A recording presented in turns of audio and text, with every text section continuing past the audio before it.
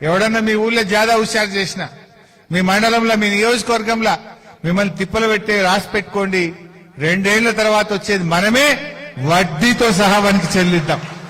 ఎవరిని ఇడిచిపెట్టేది లేదు. పోయిన 10 ఏళ్ళు ఊకున్నాం, ఎంతసేపు పని పని పని పని పని మీద పడ్డాం మనం. కానీ ఈ తాప పని చేస్తాం, ఎవడెవడైతే మనం తిప్పలు పెట్టిండో వాని పని కూడా చేస్తాం. ప్రజలకు పని చేస్తాం, తిప్పలు పెట్టిన పని కూడా చేద్దాం. ఇక 2 పనులు చేద్దాం. ఈ తాప పోయిన తాప ప్రజల పని ఒక్కటే చూసినాం. ఎందుకంటే మనని ఇంత ఇబ్బంది పెడుతున్నారు. నాకు పాపం ఎన్ని ఫోన్లు వచ్చినాయో పాపన్న పెట్టుకెళ్ళి ఆ ఎస్ఐ తీసుకుపోయి ఏమనుకుంటుండో గల్ల పట్టుకొని మనం తీసుకుపోయి లోపల కూర్చుండ పెడుతుండట. మనల్ని కొడబాకలో మన కార్యకర్తల్ని బాగా ఇబ్బంది పెట్టిందని నాకు మొన్న మనవులు కలిసినప్పుడు చెప్తున్నారు. ఇట్లా చాలా ఊర్లలో నాకు ఫోన్లు వచ్చినాయి. ఆఫీసర్లు గాని వాళ్ళు కూడా గుర్తుపెట్టుకోవాలి, పోలీస్ అధికారులు.